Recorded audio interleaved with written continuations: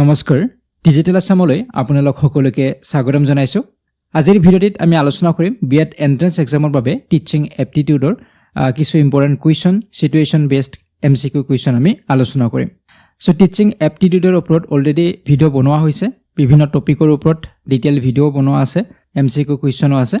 তো আপোনালোকে যদি চোৱা নাই সেই ভিডিঅ'বিলাক কাইন্ডলি আপোনালোকে চাই ল'ব, প্লেলিষ্টত গৈ বিএড এন্ট্ৰেন্স এক্সামৰ প্লেলিষ্টত আপোনালোকে পাই যাব।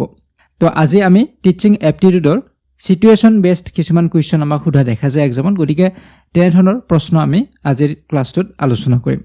ঠিক আছে, তো এইখিনিতে আপোনালোক জনাব বিচাৰিছোঁ, যদি আপোনালোকে বিএড এন্ট্ৰেন্স এক্সামৰ প্ৰিপেৰেশ্যন কৰি আছে বা PDF নোটছ আপোনালোকে পাৰচেছ কৰিব বিচাৰে, এই কোৰ্চটো আপোনালোকে ল'ব পাৰে। ইয়াত আপোনালোকে টিচিং এপ্টিটিউডৰ notes, ethics, educational issues, reasoning, numerical abilities, general knowledge, English আৰু কাৰেণ্ট এফেয়াৰ্ছ, আপডেটেড কাৰেণ্ট এফেয়াৰ্ছখিনিও আপোনালোকে পাব।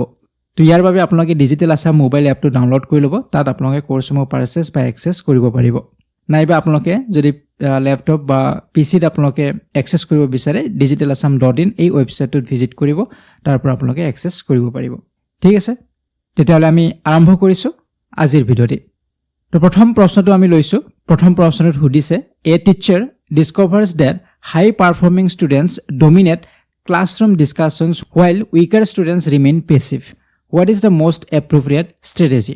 ইয়াতে কি কৈছে যে আমাৰ ক্লাছৰুমবিলাকত কিছুমান হাই পাৰফৰ্মিং ষ্টুডেণ্টছ থাকে, যিবিলাক সাধাৰণতে আমি জনা ষ্টুডেণ্টছ বুলি কওঁ, বা কিছুমান আমাৰ দুৰ্বল ষ্টুডেণ্টছ থাকে, উইকাৰ ষ্টুডেণ্টও থাকে। কিন্তু যেতিয়া সিহঁতক ডিছকাশ্যন দিয়া যায়, ক্লাছৰুমত যেতিয়া সিহঁতক আমি ডিছকাশ্যন কৰিব দিছোঁ, তেতিয়া কি দেখা পোৱা যায় যে যিখিনি হাই পাৰফৰ্মিং ষ্টুডেণ্টছ আছে তেওঁলোকে ডমিনেট কৰে, উইকাৰ যিখিনি ষ্টুডেণ্টছ থাকিব তেওঁলোকে পেছিভ হৈ থাকে, তেওঁলোকে নিষ্ক্ৰিয় হৈ থাকে, তেওঁলোকে ক'বলৈ সুবিধা নাপায়, কাৰণ যিখিনি জনা থাকে সেইখিনিয়ে আগতে কৈ দিয়ে বা ডিছকাশ্যনটো তেওঁলোকে আগভাগ লয়। গতিকে এই ক্ষেত্ৰত আপুনি শিক্ষক হিচাপে লক্ষ্য কৰিলে এই কণ্ডিশ্যনটো, তো এতিয়া আপুনি কি কৰিব, কি ষ্ট্ৰেটেজি আপুনি ল'ব, সেইটো হৈছে প্ৰশ্ন। তো এনেধৰণৰ যিবিলাক প্ৰশ্ন থাকিব, তো এইবিলাকৰ উত্তৰ কৰাটো বিশেষ টান নহয়, জাষ্ট আপোনালোকে কুৱেশ্যনটো বুজি ল'ব আৰু অপশ্যনছবিলাক ভালদৰে পঢ়ি ল'ব। তো কুৱেশ্যনটো বুজি পালে আমি এপ্ৰপ্ৰিয়েট কোনটো এনচাৰ হ'ব সেইটো আমি অনুমান কৰিব পাৰোঁ। গতিকে লজিকেলি আমি চাব লাগিব, লজিকেলি আমি যেতিয়া চিন্তা কৰিম তেতিয়া ইয়াৰ উত্তৰটো আমি পাই যাম। প্ৰথম অপশ্যনত আমাক কি কৈছে, continue with the same method since bring students improve results. যে ইয়াতে কৈছে যে একে মেথডতে আমি যাব লাগিব, একে মেথড আমি চলাই যাব লাগিব যেতিয়ালৈকে ষ্টুডেণ্টছে ইম্প্ৰুভ নকৰে। তো এইটো আমাৰ শুদ্ধ হ'ব জানো? এইটো আমাৰ শুদ্ধ নহ'ব, এইটো ষ্ট্ৰেটেজি কাৰেক্ট নহ'ব, যিহেতু আমি তাত দেখিছোঁ যে হায়াৰ পাৰফৰ্মিং ষ্টুডেণ্টছবিলাকে ডমিনেট কৰিব। গতিকে তেনেধৰণে যদি হয়, সেইটোৱে যদি আমি কণ্টিনিউ কৰোঁ, তেনেহ'লে উইকাৰ ষ্টুডেণ্টছবিলাক সদায় উইক হৈ থাকিব, তেওঁলোকে কেতিয়াও সুযোগ নাপাব। গতিকে এই ছেম মেথডটো আমি কণ্টিনিউ কৰিব নোৱাৰোঁ, গতিকে এইটো ষ্ট্ৰেটেজি ভুল হ'ব। গতিকে এইটো আমাৰ অপশ্যন বা এনচাৰ নহয়। তো বিত যদি চাওঁ, allow only weak students to answer question. যদি আমি এনেধৰণৰ কৰোঁ যে অকল উইক যিখিনি ষ্টুডেণ্টছ আছে, দুৰ্বল ল'ৰা ছোৱালীখিনিকহে আমি কুৱেশ্যনৰ এনচাৰ দিব দিছোঁ, বাকী হাই পাৰফৰ্মিং ষ্টুডেণ্টছখিনিক আমি দিয়া নাই, তো সেইটোও শুদ্ধ নহ'ব। কাৰণ ক্লাছৰুমটোত যিহেতু সকলোৰে সমান তেওঁলোকে পাৰ্টিচিপেট কৰিব লাগিব, গতিকে কোনোবা এটা ছেকশ্যনক আমি দিছোঁ সুবিধা আৰু কোনোবাক দিয়া নাই, তো সেইটোও কাৰেক্ট নহয়। গতিকে এইটো আমাৰ কি হ'ল, অপশ্যন শুদ্ধ নহয়। চিত যদি যাওঁ, use cooperative learning strategies ensuring equal participation, তো এইটো আমাৰ শুদ্ধ উত্তৰ হ'ব। গতিকে আমি ভালদৰে অপশ্যনছকেইটা পঢ়ি চাব লাগিব,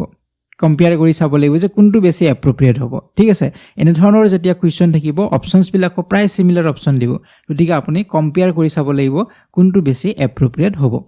ঠিক আছে, তো ইয়াতে কি কৈছে, আমি কোঅপাৰেটিভ লাৰ্ণিং ষ্ট্ৰেটেজি ল'ব লাগিব। কোঅপাৰেটিভ লাৰ্ণিং মানে কি, যে ল'ৰা ছোৱালীখিনিক আমি মিক্স কৰি দিব পাৰোঁ, যিখিনি দুৰ্বল ল'ৰা ছোৱালী বা যিখিনি আমাৰ হাই পাৰফৰ্মিং ল'ৰা ছোৱালী আছে, তেওঁলোকক আমি গ্ৰুপ বনাই দিব পাৰোঁ। এটা যদি গ্ৰুপ বনাই দিলোঁ 10জনৰ, তো সেই 10জনৰ 5জন যদি ভাল ল'ৰা ছোৱালী থাকিলে, মানে তেওঁলোক হাই পাৰফৰ্মিং ষ্টুডেণ্টছ হয়, বা 5জন আমাৰ উইক ষ্টুডেণ্টছ থাকিলে, তো তেওঁলোকৰ এটা গ্ৰুপ বনাই দিলোঁ। তো তেনেদৰে আমি যদি মিক্স কৰি দিওঁ আৰু কোঅপাৰেটিভ লাৰ্ণিং আমি যদি সিহঁতৰ মাজত কৰাওঁ, ষ্ট্ৰেটেজি লওঁ, তেনেহ'লে সকলোৱে সুবিধা পাব, আৰু যিখিনি উইকাৰ ষ্টুডেণ্টছ থাকিব তেওঁলোকেও সুবিধা পাব, তেওঁলোকে পাৰ্টিচিপেট কৰিব পাৰিব। গতিকে ইকুৱেল পাৰ্টিচিপেশ্যনৰ ওপৰত গুৰুত্ব দিব লাগিব, যাতে সকলোৱে সমানে পাৰ্টিচিপেট কৰিছে, দুৰ্বলখিনিও আৰু সবলখিনিও। ঠিক আছে, তো এইটো আমাৰ কি হ'ব, এপ্ৰপ্ৰিয়েট ষ্ট্ৰেটেজি হ'ব। ঠিক আছে, তো নেক্সট এতিয়া কুৱেশ্যনলৈকে আহিম, কুৱেশ্যন নম্বৰ 2 লৈকে। ইয়াতে সুধিছে, a teacher notices that classroom assessment methods favour rote learners more than analytical learners, what should the teacher do? এতিয়া ইয়াতে কি কণ্ডিশ্যন ইয়াতে হৈছে যে শিক্ষকগৰাকীয়ে লক্ষ্য কৰিলে যে ক্লাছৰুমৰ যিটো এছেছমেণ্ট ক্লাছৰুমত যিটো মূল্যায়ন কৰিলোঁ ল'ৰা ছোৱালীয়ে যিটো পৰীক্ষা লৈছোঁ বা মূল্যায়ন কৰিছোঁ এছেছমেণ্ট লৈছোঁ তো ইয়াতে কি দেখা গৈছে যে যিবিলাক লাৰ্ণাৰে ৰড লাৰ্ণাৰ মানে যিবিলাক ল'ৰা ছোৱালীয়ে মুখস্থ কৰি আহে তেওঁলোকে বুজি হয়তো পোৱা নাই বা এনালাইটিকেল লাৰ্ণাৰ নহয় তেওঁলোকে অকল মুখস্থ কৰি আহিছে কিছুমান কথা তো সেইখিনি আছে আৰু কিছু ল'ৰা ছোৱালী কি থাকিব এনালাইটিকেল লাৰ্ণাৰ্ছ থাকিব মানে তেওঁলোকে বস্তুবিলাক বুজি পায় বা বুজি লৈ তেওঁলোকে লিখিব বিচাৰে বা ক'ব বিচাৰে গতিকে তেওঁলোকে মুখস্থৰ ওপৰত ডিপেণ্ডেণ্ট নহয় কিন্তু আপুনি যিটো পৰীক্ষা লৈছে ল'ৰা ছোৱালীৰ বা ক্লাছৰুমত যিটো এছেছমেণ্ট লৈছে মূল্যায়ন কৰিছে তাত মুখস্থ কৰি অহা ল'ৰা ছোৱালীবিলাকে ভাল পাৰফৰ্মেঞ্চ কৰিছে এনালাইটিকেল লাৰ্ণাৰ্ছবিলাকে বেছি ভাল পাৰফৰ্মেঞ্চ কৰিব পৰা নাই এতিয়া শিক্ষকগৰাকীয়ে কি কৰিব তো প্ৰথম অপশ্যনত কৈছে কণ্টিনিউড ট্ৰেডিশ্যনেল টেষ্টিং অনলি তো এইটো শুদ্ধ নহ'ব কাৰণ এইটো মেথড যিহেতু ভুলে হৈছে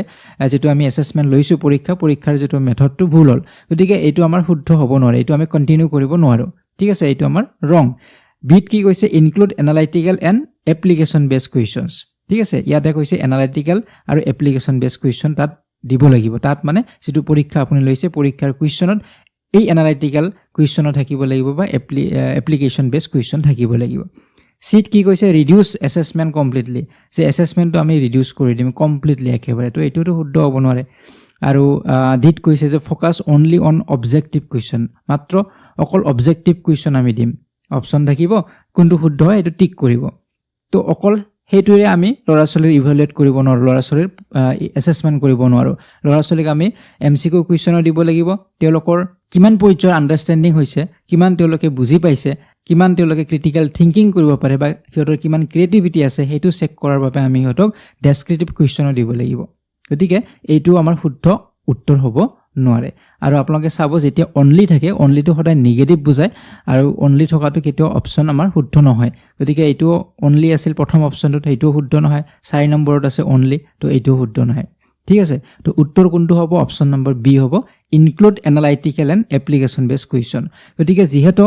ৰড লাৰ্ণাৰখিনিয়ে বেছি ভাল পাৰফৰ্মেঞ্চ কৰিছে তাৰমানে আপুনি যি কুৱেশ্যন পেপাৰ বনাইছে বা যি ধৰণে আপুনি ইভেলুৱেট কৰিছে ল'ৰা ছোৱালী মূল্যায়ন কৰিছে তো তাত হয়তো তেনেধৰণৰ প্ৰশ্ন বেছি আছে যে এইটো কিমান চনৰ হৈছিল অমুকৰ নাম কি এইটো ক'ত পোৱা যায় এই দলংখন কোন ঠাইত আছে হয়তো এনেধৰণৰ আমি কুৱেশ্যন তাত বেছিকৈ দিছোঁ যাৰ কাৰণে সিহঁতে মুখস্থ কৰি আহি সিহঁতে ভাল পাৰফৰ্মেঞ্চ কৰিব পাৰিছে গতিকে আমি এই কুৱেশ্যনত বা কুৱেশ্যন পেপাৰখনত কি কৰিব লাগিব এনালাইটিকেল আৰু এপ্লিকেশ্যন বেছড কুৱেশ্যন ইনক্লুড কৰিব লাগিব যাতে ল'ৰা ছোৱালীয়ে সেইখিনি বৰ্ণনা কৰি লিখিব পাৰে সিহঁতৰ যি আণ্ডাৰষ্টেণ্ডিং আছে আণ্ডাৰষ্টেণ্ডিঙৰ ওপৰত বেছ কৰি লিখিব পাৰে এপ্লিকেশ্যন বেছড যি শিকিছে সেইখিনি বাস্তৱ ক্ষেত্ৰত সিহঁতে এপ্লাই কৰিব পাৰিছে নে পৰা নাই সেইটোৰ ওপৰত কুৱেশ্যন হ'ব লাগিব তো তেতিয়া এই এনালাইটিকেল লাৰ্ণাৰ্ছবিলাকৰ পাৰফৰ্মেঞ্চ বেছি ভাল হ'ব ঠিক আছে তো ইয়াত আমাৰ কি হ'ব অপশ্যন নম্বৰ বি হ'ব এতিয়া আহিছোঁ আমি কুৱেশ্যন নম্বৰ 3 লৈকে ইয়াতে সুধিছে a student from a marginalised community consistently avoids participating in classroom activities due to fear of discrimination the teacher should first যে শিক্ষকগৰাকীয়ে প্ৰথমতে কি কৰিব কি ইয়াতে কণ্ডিশ্যনটো হৈছে যে ক্লাছৰুমত এজন ষ্টুডেণ্ট আছে যিজন মাৰ্জিনেলাইজ কমিউনিটিৰ হয় মাৰ্জিনেলাইজ কমিউনিটিৰ মানে আমাৰ সমাজত তেওঁলোকক অৱহেলিত কৰা এটা কমিউনিটি এটা সম্প্ৰদায় এটা যিটো সম্প্ৰদায়ক আমাৰ যি মেইন ষ্ট্ৰীম যি ছ'চাইটি আছে এই সমাজখনে তেওঁলোকক কি কৰে অৱহেলা কৰে গতিকে তেনেধৰণৰ এটা কমিউনিটি আছে আৰু সেই কমিউনিটিৰ এজন ছাত্ৰ আছে ক্লাছৰুমত গতিকে সেই ছাত্ৰজনে পাৰ্টিচিপেট কৰিবলৈ ক্লাছৰুমত ভয় কৰে এক্টিভিটি যিবিলাক দিয়া হয় ক্লাছৰুমত এক্টিভিটিবিলাকত তেওঁ অংশগ্ৰহণ নকৰে কিয় নকৰে কাৰণ তেওঁ ভাবে যে মই ডিছক্ৰিমিনেশ্যন হ'ম বা ডিছক্ৰিমিনেট কৰাৰ এটা ভয় তেওঁৰ আছে কাৰণ বাকী সকলো ল'ৰা ছোৱালী মেইন ষ্ট্ৰীম ছ'চাইটিৰ হয় আৰু এজনে তেওঁ এটা বেলেগ এটা কমিউনিটিৰ হয় যিটো কমিউনিটিক সমাজখনে অৱহেলিত কৰিছে গতিকে তেতিয়া তেওঁ ডিছক্ৰিমিনেট হোৱাৰ এটা ভয় সদায় থাকিব এটা লাজ বা এটা ভয় সংকোচ সদায় থাকে গতিকে এই ক্ষেত্ৰত শিক্ষকগৰাকী কি কৰিব সেই ছাত্ৰজনৰ ক্ষেত্ৰত প্ৰথম অপশ্যনত কৈছে ignore the issue to avoid conflict গতিকে এইবিলাক সমাজৰ যিবিলাক কনফ্লিক্ট কিছুমান থাকে সংঘৰ্ষ থাকে তো সেইবিলাকৰ মাজত শিক্ষকে সোমাব নালাগিব গতিকে আমি কি কৰিব লাগিব ইছ্যুটো আমি ইগন'ৰ কৰিব লাগিব যে এইবিলাক ইছ্যুত আমি কিয় সোমাওঁ ছাত্ৰজনে শিকিলে শিকিব নিশিকিলে নাই গতিকে এইবিলাক জঞ্জালত আমি কিয় সোমাওঁ তো এনেধৰণৰ আমি থিংকিং হ'ব পাৰে তো সেইটো থিংকিং হোৱাটো উচিত নহ'ব ঠিক আছে আমাৰ কাম কি আমাৰ কাম হৈছে প্ৰতিজন ছাত্ৰ ছাত্ৰীকে আমি শিকাব লাগিব তেনেধৰণে নহওক শিকাব লাগিব গতিকে আমাৰ ক্লাছৰুমত আমি ডিছক্ৰিমিনেশ্যন বা তেনেধৰণৰ হ'ব দিব নালাগিব তো এইটো প্ৰথম অপশ্যনটো আমাৰ ভুল হ'ল দ্বিতীয় অপশ্যনত কি আছে publicly ask the student about discrimination যে কি ডিছক্ৰিমিনেশ্যন হৈছে ছাত্ৰজনৰ লগত সেইটো কথা আমি তেওঁক সুধিম ক্লাছৰুমত চিট কৈছে build a safe and inclusive classroom environment যে আমি এটা ইনক্লুচিভ ক্লাছৰুম এনভাইৰনমেণ্ট গঠন কৰিব লাগিব তো ইনক্লুচিভ ক্লাছৰুমৰ ওপৰত হয়তো মই এটা ক্লাছ দিছিলোঁ তো তাত আমি আলোচনা কৰিছোঁ কি ইনক্লুচিভ ক্লাছৰুম হয় ঠিক আছে তো ডিট কৈছে advise the student to adjust independently যে আমি ক'ম যে তুমি নিজে নিজে এডজাষ্ট কৰি লোৱা এইটো আমি ইয়াত একো ক'ব নোৱাৰোঁ গতিকে তুমি নিজৰ প্ৰব্লেম নিজে চল্ভ কৰা এনেধৰণে আমি ক'ম তো এইটোও শুদ্ধ হ'ব নোৱাৰে তো উত্তৰ কি হ'ব অপশ্যন নম্বৰ চি হ'ব যে আমি আমাৰ যিটো ক্লাছৰুমটোৰ দায়িত্ব কাৰ থাকিব ক্লাছ টিচাৰজনৰ গতিকে ক্লাছ টিচাৰজনে কি কৰিব লাগিব ক্লাছৰুমটো সকলোৰে কাৰণে সুৰক্ষিত কৰিব লাগিব ছেফ হ'ব লাগিব সকলোৰে কাৰণে কোনো ছাত্ৰ ছাত্ৰীৰ বাবে যাতে তাত কোনো ধৰণৰ সংশয় ভয় বা এনেধৰণৰ ভাৱ নাথাকিব সেয়া ল'ৰাই হওক ছোৱালীয়ে হওক বা যিকোনো মাৰ্জিনেলাইজ কমিউনিটিৰে হওক যিকোনো ধৰ্মৰ হওক সকলোৰে বাবে সমান সুবিধা থাকিব লাগিব সকলোৱে সুৰক্ষিত হ'ব লাগিব ক্লাছৰুমত আৰু ক্লাছৰুমটো আমি ইনক্লুচিভ ক্লাছৰুম এনভাইৰনমেণ্ট এটা গঢ়াৰ চেষ্টা কৰিব লাগিব ইনক্লুচিভ ক্লাছৰুম মানে হয়তো মই আগৰ ক্লাছতো কৈছিলোঁ যে যিটো ক্লাছৰুমত সকলো ধৰণৰ ল'ৰা ছোৱালী থাকিব তাত বিভিন্ন ভাষা ভাষীৰ ল'ৰা ছোৱালী থাকিব বিভিন্ন ধৰ্মৰ ল'ৰা ছোৱালী থাকিব বিভিন্ন কমিউনিটিৰ ল'ৰা ছোৱালী থাকিব পাৰে বিশেষভাৱে সক্ষম ল'ৰা ছোৱালীও থাকিব পাৰে গতিকে ইনক্লুচিভ হ'ব লাগিব গতিকে তেনেধৰণৰ এটা এনভাইৰনমেণ্ট ক্লাছৰুমৰ শিক্ষকগৰাকীয়ে গঢ়াৰ বাবে চেষ্টা কৰিব লাগিব তেতিয়া এনেধৰণৰ ডিছক্ৰিমিনেশ্যন আৰু তাত নহ'ব ঠিক আছে ক্লিয়াৰ নেক্সট কুৱেশ্যনলৈকে আহিম কুৱেশ্যন নম্বৰ 4লৈকে ইয়াতে সুধিছে a teacher realises that many students are scoring well in exams but failing to apply knowledge in real life situations what should the teacher emphasise ইয়াতে কৈছে যে শিক্ষকগৰাকীয়ে ৰিয়েলাইজ কৰিলে উপলব্ধি কৰিছে শিক্ষকগৰাকীয়ে যে বহুত ল'ৰা ছোৱালীয়ে কি হয় বহুত ছাত্ৰ ছাত্ৰীয়ে ভাল নম্বৰটো পায় পৰীক্ষাত ভাল গুড স্ক'ৰ কৰে কিন্তু ৰিয়েল লাইফ চিটুৱেশ্যনত যেতিয়া সেই শিকা বস্তুখিনি এপ্লাই কৰিব লাগিব প্ৰয়োগ কৰিব লাগিব বাস্তৱ জীৱনত তেতিয়া কিন্তু তেওঁলোকে ফেইল হয় তেতিয়া তেওঁলোকে এপ্লাই কৰিব নোৱাৰে তো এতিয়া শিক্ষকগৰাকীয়ে কি কৰাটো উচিত হ'ব কাৰণ পৰীক্ষাত নম্বৰ পোৱাটো এটা বেলেগ কথা আৰু সেই শিকা বস্তুখিনি আমি যে শিকিছোঁ পৰিৱেশৰ কথা শিকিছোঁ ভাষাৰ কথা শিকিছোঁ অংকৰ কথা শিকিছোঁ এইবিলাক আমি ৰিয়েল লাইফত বা ডে টু ডে লাইফত আমি এপ্লাই কৰিব লাগিব প্ৰয়োগ কৰিব লাগিব আমি 1 2 3 শিকিছোঁ নাম্বাৰছবিলাক শিকিলোঁ কিন্তু এই নাম্বাৰছবিলাক আমি বাস্তৱ ক্ষেত্ৰতো ব্যৱহাৰ কৰিব লাগিব অকল অংকটো কৰিব পাৰিছোঁ সেইটোৱে নহয় বজাৰত আমি যেতিয়া বেচা কিনা কৰিম দোকানত যেতিয়া আমি বেচা কিনা কৰিম তো তেতিয়া আমাৰ কি হ'ব সেইটো এপ্লাই কৰিব পাৰিব লাগিব ঠিক তেনেদৰে প্ৰতিটো ছাবজেক্টৰ বিষয়বিলাক আমি ৰিয়েল লাইফ চিটুৱেশ্যনত এপ্লাই কৰিব বা প্ৰয়োগ কৰিব ব্যৱহাৰ কৰিব জানিব লাগিব বা পাৰিব লাগিব কিন্তু ইয়াতে দেখা গ'ল যে বহুত ল'ৰা ছোৱালীয়ে পৰা নাই কিন্তু পৰীক্ষা দিওঁতে ভাল নম্বৰে পাইছে তো শিক্ষকগৰাকীয়ে কি কৰাটো উচিত হ'ব অপশ্যন এত কৈছে মোৰ মেমৰাইজেশ্যন প্ৰেক্টিছ যে ল'ৰা ছোৱালীক আৰু বেছিকৈ মুখস্থ কৰিবলৈ দিব তো এইটোতো একেবাৰে শুদ্ধ নহয় কাৰণ মুখস্থ কৰিব আমি দিব নোৱাৰোঁ মুখস্থ কৰিলে সিহঁতে কেতিয়াও ৰিয়েল লাইফ চিটুৱেশ্যনত বা চিটুৱেশ্যন অনুযায়ী সিহঁতে সেইটো এপ্লাই কৰিব নোৱাৰিব তো বিট কি কৈছে এক্সপেৰিয়েণ্টেল এণ্ড প্ৰব্লেম চলভিং লাৰ্ণিঙত গুৰুত্ব দিব ডেফিনেটলি কিহৰ ওপৰত গুৰুত্ব দিব লাগিব প্ৰব্লেম চলভিং লাৰ্ণিঙৰ ওপৰত যে ল'ৰা ছোৱালীক আমি ক্লাছৰুমত কিছুমান প্ৰব্লেম চল্ভ কৰিব দিব লাগিব সিহঁতে নিজে নিজে চল্ভ কৰিব দিব লাগিব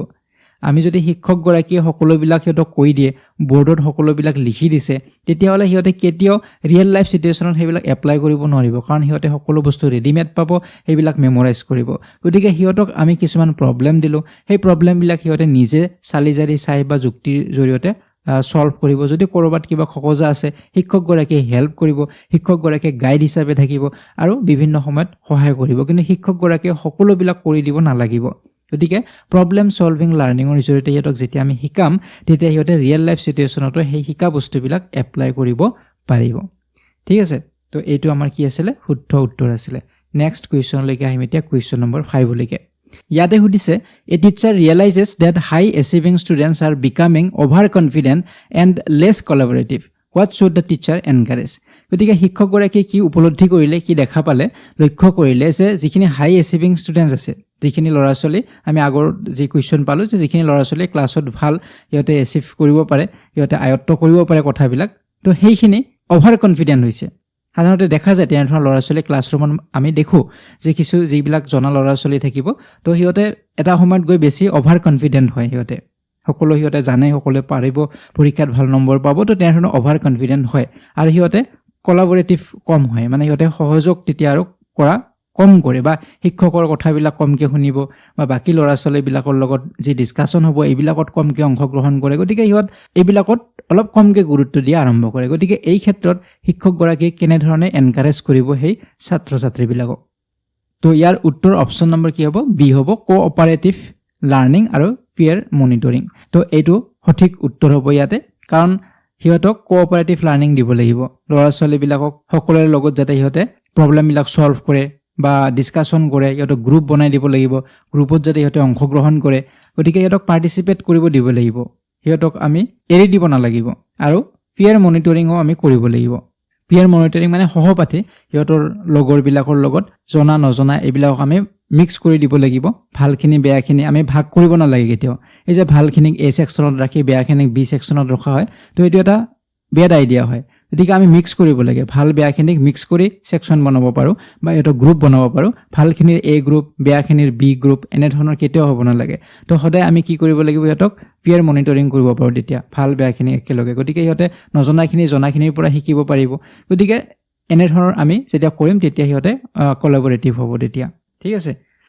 নেক্সট এতিয়া কুৱেশ্যনলৈকে আহিম কুৱেশ্যন নম্বৰ 6লৈকে ইয়াতে সুধিছে if you get an opportunity to teach a visually challenged student along with normal students what type of treatment would you like to give him in the class তো ইয়াতে কৈছে যে আপুনি এটা সুবিধা পাইছে এগৰাকী আপোনাৰ ক্লাছত ভিজুৱেলি চেলেঞ্জ ষ্টুডেণ্ট আছে যে চকুৰে দেখা নাপায় ঠিক আছে এতিয়া এই ছাত্ৰজন নৰ্মেল ষ্টুডেণ্টছৰ লগতে আছে যিবিলাক নৰ্মেল ল'ৰা ছোৱালী তেওঁলোকৰ লগতে ভিজুৱেলি চেলেঞ্জ ষ্টুডেণ্টজনো আছে এতিয়া আপুনি কেনেধৰণৰ ট্ৰিটমেণ্ট ল'ব কেনেধৰণৰ আপুনি ব্যৱস্থা কৰিব বা কেনেধৰণে আপুনি শিকাব ক্লাছৰুমত সেই ছাত্ৰজনক যিহেতু বাকীবিলাক সম্পূৰ্ণ নৰ্মেল আৰু এজন আছে ভিজুৱেলি চেলেঞ্জড তো প্ৰথম অপশ্যনত কৈছে যে arrange a seat in front of row' and try to teach at a pace convenient to his গতিকে আমি তেওঁক যিটো প্ৰথম শাৰীত বহাব লাগিব যিটো তেওঁক বহাম তো ফাৰ্ষ্ট ৰ'ত তেওঁক বহাব লাগিব আৰু যিটো শিকোৱাৰ যিটো গতি বা যিটো স্পীড হ'ব সেই স্পীডটো তেওঁৰ কমফৰ্ট জোনত থাকিব লাগিব মানে যিজন ভিজুৱেলি চেলেঞ্জ ছাত্ৰ আছে তেওঁ বুজি পোৱা ধৰণে বা তেওঁ যিখিনিত সুবিধা হয় তেনেধৰণৰ গতিত আমি শিকাব লাগিব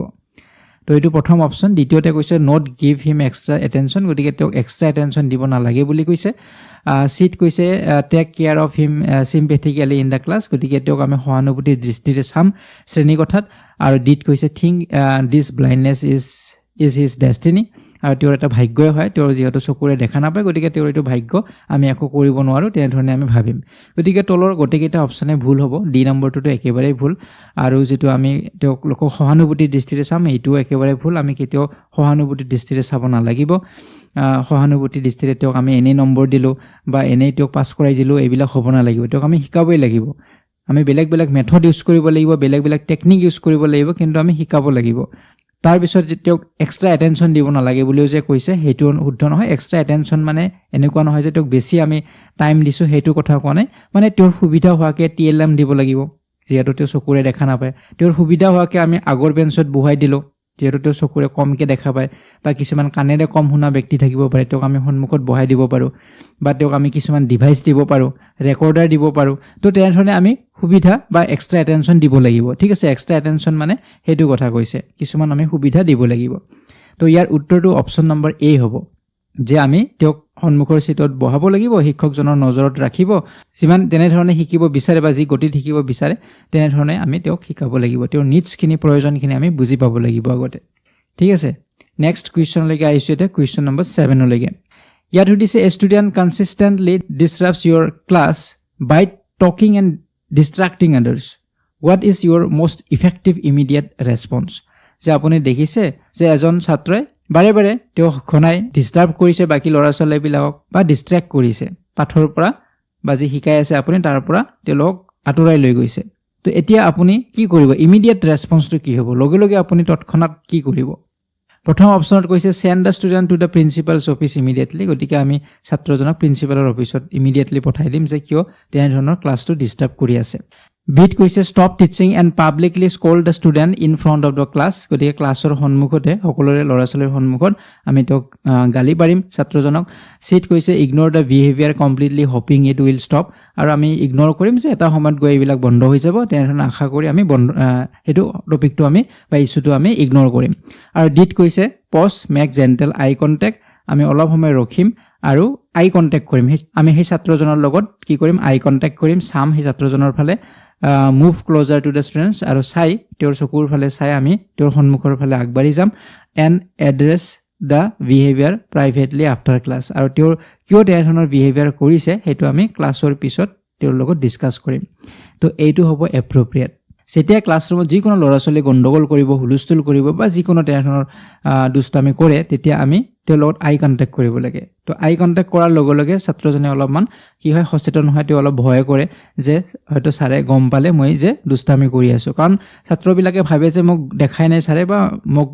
গম পোৱা নাই, শিক্ষকগৰাকীয়ে গমেই নাপায়, তেনেধৰণৰ তেওঁলোকে ভাবে। কিন্তু যেতিয়া আই কণ্টেক্ট হ'ব তেতিয়া তেওঁলোক লগে লগে সজাগ হয়, আৰু যেতিয়া তেওঁৰ ওচৰত গৈ থিয় হ'ব শিক্ষকগৰাকীয়ে তেতিয়া তেওঁ আৰু বেছি সজাগ হ'ব। গতিকে সেইটো কৰিব লাগিব, আৰু কি হৈছে বা কিয় তেনেধৰণৰ কৰে সেইটো আমি গোটেই ল'ৰা ছোৱালীৰ সন্মুখত গালি নাপাৰি বা নুসুধি আমি ক্লাছৰ পিছত তেওঁক মাতি নি অফিচত বা শিক্ষকগৰাকীয়ে অকলে তেওঁক সুধিব পাৰে। তো তেতিয়া সমস্যাটো সমাধান কৰাৰ এটা সুপথ, এটা ভাল এটা পথ এটা ওলাব।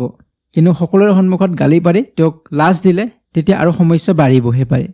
আৰু প্ৰথম যেটো কৈছে যে প্ৰিন্সিপালৰ অফিচত আমি ইমিডিয়েটলি লৈ যাব লাগিব, তো ইয়াতে মই ক'ব বিচাৰিছে ক্লাছৰুমত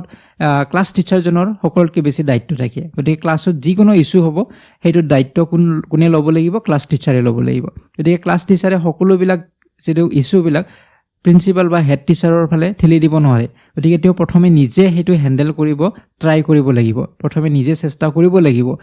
যদি তেওঁ নিজে নোৱাৰে তেতিয়া আন শিক্ষকৰ সহায় ল'ব পাৰে, প্ৰিন্সিপালৰো সহায় ল'ব পাৰে। কিন্তু প্ৰথম যিকোনো ইছ্যু হ'লে কিছুমান শিক্ষক থাকে যিকোনো কিবা হ'লে লগে লগে হেড টিচাৰ বা প্ৰিন্সিপাল তাত পঠাই দিব, তো সেইটো কৰিব নালাগে, বা গাৰ্জেন মাতি পঠাব সেইটো কৰিব নালাগে। এইবিলাক পৰৱৰ্তী পৰ্যায়ত আহিব। ফাৰ্ষ্ট দায়িত্ব হ'ব ক্লাছ টিচাৰজনে নিজে হেণ্ডেল কৰা। এতিয়া আহিছোঁ নেক্সট কুৱেশ্যন নম্বৰ 8লৈকে। ইয়াতে সুধিছে a teacher notices emotional stress among students before examination which response is most educationally appropriate. যে শিক্ষকে দেখা পালে যে ল'ৰা ছোৱালী এক্সামিনেশ্যনৰ আগত, পৰীক্ষাৰ আগত বহুত বেছি ইম'চনেল ষ্ট্ৰেছ তেওঁলোকৰ হৈছে। এতিয়া শিক্ষকগৰাকী কি কৰিব, এডুকেশ্যনেলি এপ্ৰপ্ৰিয়েট কোনটো হ'ব তলত? প্ৰথমতে কৈছে increase pressure for better performance, গতিকে শিক্ষকজনে আৰু বেছি প্ৰেছাৰ দিব, ভাল পাৰফৰ্মেঞ্চ কৰিবই লাগিব তোমালোকে, ইম'চনেল ষ্ট্ৰেছ ল'লে নহ'ব। তো সেইটোতো একেবাৰে শুদ্ধ হ'ব নোৱাৰে। বিত কৈছে provide emotional support and effective study guidance, exactly এইটোৱে শুদ্ধ উত্তৰ হ'ব যে তেওঁলোকক ইম'চনেল ছাপৰ্ট দিব লাগিব। সিহঁতৰ ইম'চনেল যিটো ষ্ট্ৰেছ, সেই ষ্ট্ৰেছটো কমোৱাৰ বাবে তেওঁলোকক ছাপৰ্ট দিব লাগিব, বুজাব লাগিব বা সাহস দিব লাগিব, সিহঁতক প্ৰেৰণা দিব লাগিব, আৰু ষ্টাডি গাইডেঞ্চো এটা দিব লাগিব ইফেক্টিভ, যে এনেদৰে পঢ়িবা, এইবিলাক বস্তু পঢ়িবা, এনেধৰণে তোমালোকে ছল্ভ কৰিবা। তো এনেধৰণৰ কিছুমান গাইডেঞ্চো সিহঁতক দিব লাগিব যিটো পৰীক্ষাত কামত আহিব। ঠিক আছে, নেক্সট কুৱেশ্যনলৈকে আহিম এতিয়া, কুৱেশ্যন নম্বৰ 9লৈকে। ইয়াতে কৈছে a highly intelligent student in your class consistently শ্ব'জ no' interest in your subject and is underperforming as an ideal teacher you should. যে হাইলি ইণ্টেলিজেণ্ট এগৰাকী ছাত্ৰ, তেওঁ বহুত ইণ্টেলিজেণ্ট হয়, কিন্তু তেওঁ ক্লাছত একেবাৰে কি কৰে, ইণ্টাৰেষ্ট নেদেখুৱায় আপোনাৰ ছাবজেক্টটোৰ প্ৰতি। তেওঁ ষ্টুডেণ্টজন বহুত ভাল, কিন্তু আপোনাৰ যিটো ছাবজেক্ট হয়, আপুনি যি পঢ়ায় তাত বেছি ইণ্টাৰেষ্ট নিদিয়ে, আৰু তেওঁ পাৰফৰ্মো নকৰে, কিবা এক্টিভিটি বা এইবিলাকত পাৰ্টিচিপেট কমকৈ কৰে, তো ইমান বেছি এক্টিভ নহয় তেওঁ আপোনাৰ ছাবজেক্টটোত। গতিকে আপুনি এতিয়া কি কৰিব? প্ৰথমতে কৈছে scold the student for wasting their potential, যে তেওঁৰ যি পটেঞ্চিয়েল আছে সেইখিনি নষ্ট কৰাৰ বাবে তেওঁক আমি গালি পাৰিম, তো এইটো অশুদ্ধ হ'ল। বিত কৈছে report the student to their parents and demand strict action, তো এইটোও অশুদ্ধ হ'ব। মই কৈছোঁ যে যিকোনো ইছ্যু হ'লে আমি ডাইৰেক্টলি পেৰেণ্টছক মাতিব নোৱাৰোঁ, প্ৰিন্সিপালক ক'ব নোৱাৰোঁ, তো এইটো আমাৰ অশুদ্ধ হ'ল। আপুনি ক্লাছ টিচাৰ হিচাপে আপুনি কি কৰিব প্ৰশ্নত আমাক সেইটোহে সুধিছে। ঠিক আছে, তো চিট কৈছে try to find out the reason behind their lack of interest and adjust your teaching methods to align with their hobbies or strength. তো এইটো আমাৰ কি হ'ব, শুদ্ধ উত্তৰ হ'ব। আৰু ডিটোত নহয়, কাৰণ ডিত ইগন'ৰ কৰিব কৈছে, ইগন'ৰটো আমি কৰিবই নোৱাৰোঁ। এইবিলাক ইছ্যু আমি এনেদৰে ভাবিব নোৱাৰোঁ, যিহেতু তেওঁ ইণ্টেলিজেণ্ট হয়, তেওঁতো ভাল ৰিজাল্ট কৰিবই,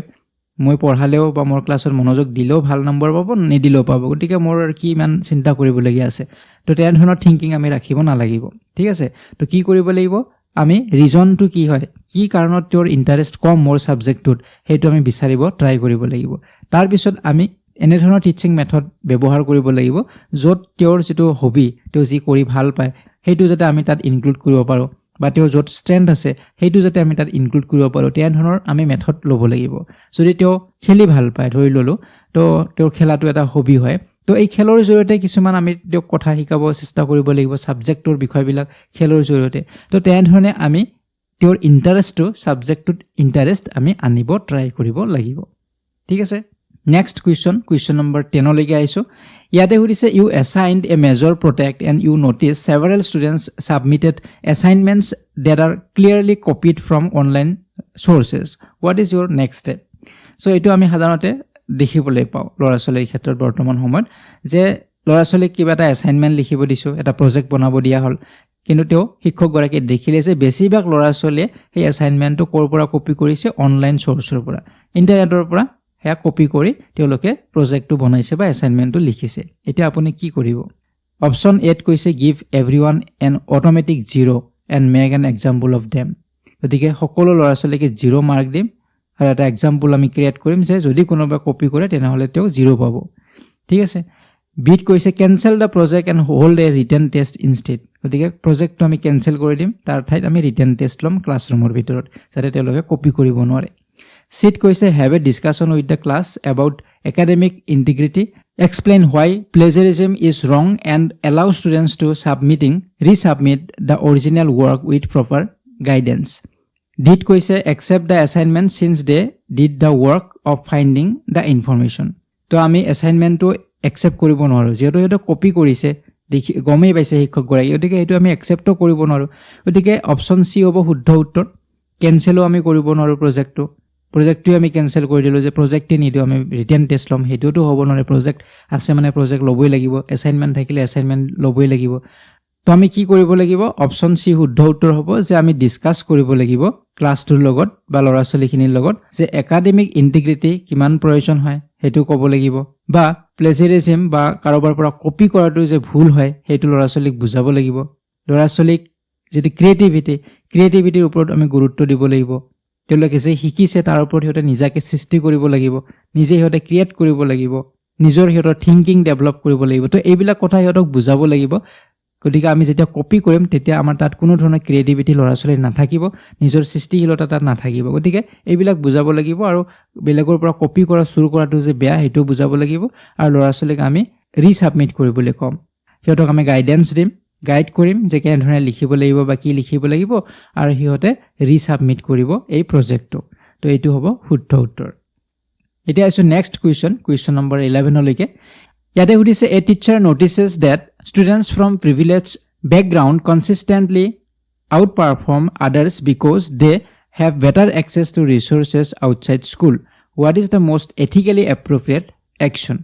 যে ইয়াত শিক্ষকগৰাকীয়ে কি দেখা পালে যে যিবিলাক প্ৰিভিলেজ বেকগ্ৰাউণ্ডৰ ল'ৰা ছোৱালী, যিবিলাক ধনী ঘৰৰ ল'ৰা ছোৱালী বা তেওঁলোকৰ বিশেষ সুবিধা আছে, তেওঁলোকে বিশেষ সুবিধা পায়, তো তেনেধৰণৰ যিবিলাক বেকগ্ৰাউণ্ডৰ যিবিলাক ল'ৰা ছোৱালী, তেওঁলোকক দেখা পোৱা গ'ল যে তেওঁলোকে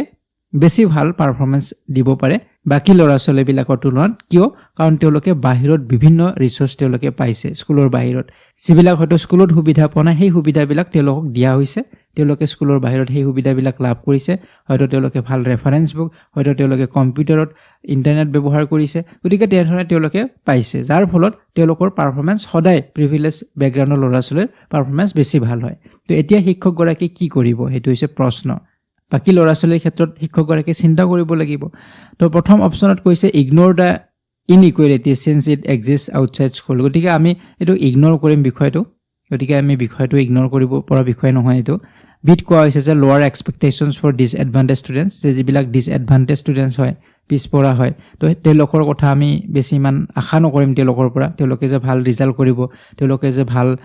ফলাফল কৰি ভাল ব্যক্তি হ'ব বা ডাঙৰ কিবা পদত তেওঁলোকে কাম কৰিব পাৰিব, সেইবিলাক আমি এক্সপেক্টেই নকৰোঁ সেইবিলাক ল'ৰা ছোৱালীৰ পৰা। সেইটোও শুদ্ধ হ'ব নোৱাৰে। তো উত্তৰ কি হ'ব? অপশ্যন নম্বৰ চি হ'ব, provide equitable academic support and differentiated opportunities. গতিকে ল'ৰা ছোৱালীৰ ক্ষেত্ৰত আমি কি কৰিব লাগিব? ইকুইটেবল একাডেমিক ছাপৰ্ট দিব লাগিব। মানে যিখিনি প্ৰিভিলেজ ল'ৰা ছোৱালীসকলে যিখিনি পাইছে,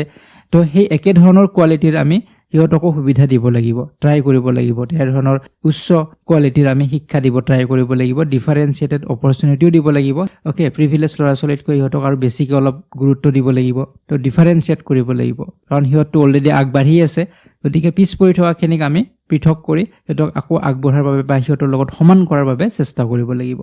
তো এইটো হ'ব শুদ্ধ উত্তৰ। ঠিক আছে, তো এতিয়া আছোঁ নেক্সট কুৱেশ্যন নম্বৰ 12লৈকে। ইয়াতে সুধিছে, a teacher realises that students are becoming overly dependent on AI tools and are losing independent thinking ability. The best pedagogical response is to. গতিকে শিক্ষকগৰাকীয়ে ৰিয়েলাইজ কৰিলে যে ল'ৰা ছোৱালীবিলাকে বেছিকৈ ডিপেণ্ড হৈছে AI টুলছৰ ওপৰত, আৰ্টিফিচিয়েল ইণ্টেলিজেঞ্চৰ ওপৰত বেছিকৈ ডিপেণ্ডেণ্ট হৈছে। সকলো কাম তেওঁলোকে AIৰ জৰিয়তে কৰে আৰু নিজৰ যিটো থিংকিং এবিলিটি সেইটো কম তেওঁলোকে গুৰুত্ব দিয়ে, বা তেওঁলোকৰ যিটো নিজৰ থিংকিঙৰ ওপৰত যিটো বিশ্বাস থাকিব লাগে সেইটো লাহে লাহে নোহোৱা হৈ গৈছে। গতিকে এইটো ডেফিনেটলি বেয়া কথা। গতিকে এইটোৰ ক্ষেত্ৰত শিক্ষকে কি কৰিব? প্ৰথমত কৈছে, don't allow to use old technology in school hour. গতিকে স্কুলৰ সময়ছোৱাত তেওঁলোকক টেকন'লজি ইউজ কৰিব নিদিব।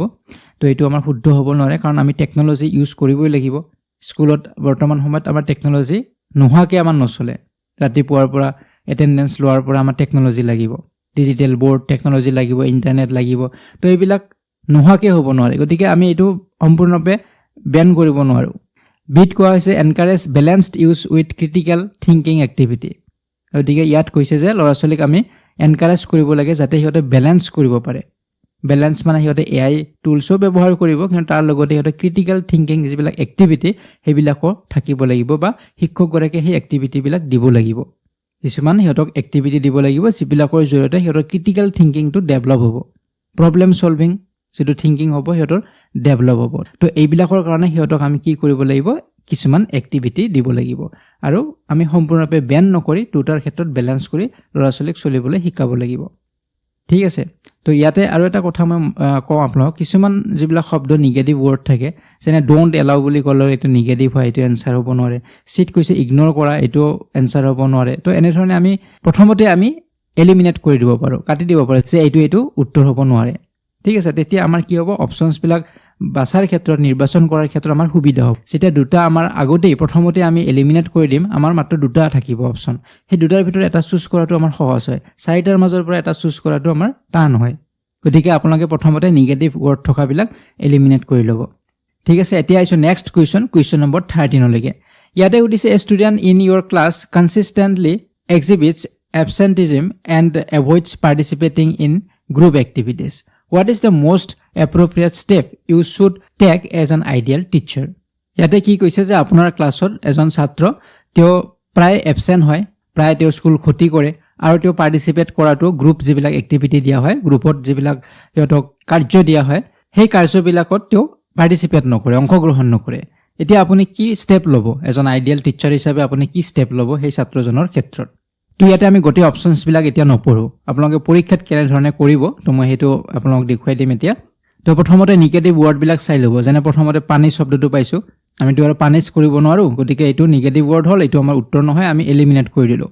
তাৰপিছত যদি চাওঁ, আমি ডি নম্বৰটোত ইগন'ৰ শব্দটো আছে, ইগন'ৰো কৰিব নোৱাৰোঁ, গতিকে এইটো আমি এলিমিনেট কৰি দিলোঁ। এতিয়া দুটা আমাৰ এলিমিনেট হৈ গ'ল, আমাৰ হাতত থাকিল দুটা,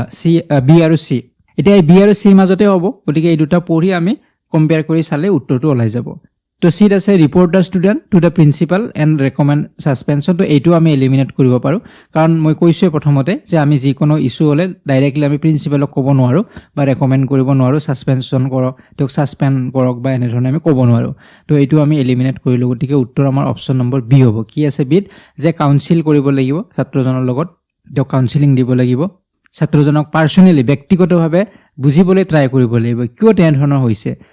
তেনেধৰণৰ যে বিহেভিয়াৰ কৰিছে, তেওঁ যে স্কুল মিছ কৰে বা স্কুল ক্ষতি কৰে আৰু এক্টিভিটিবিলাকত তেওঁ পাৰ্টিচিপেট নকৰে, তাৰ কাৰণনো কি, সেইটোৰ ৰুট কি, মূল কাৰণ কি, সেইটো জানিবলৈ চেষ্টা কৰিব লাগিব। তোৰ কিবা পাৰ্চনেল প্ৰব্লেম থাকিব পাৰে, ঘৰুৱা কিবা প্ৰব্লেম থাকিব পাৰে,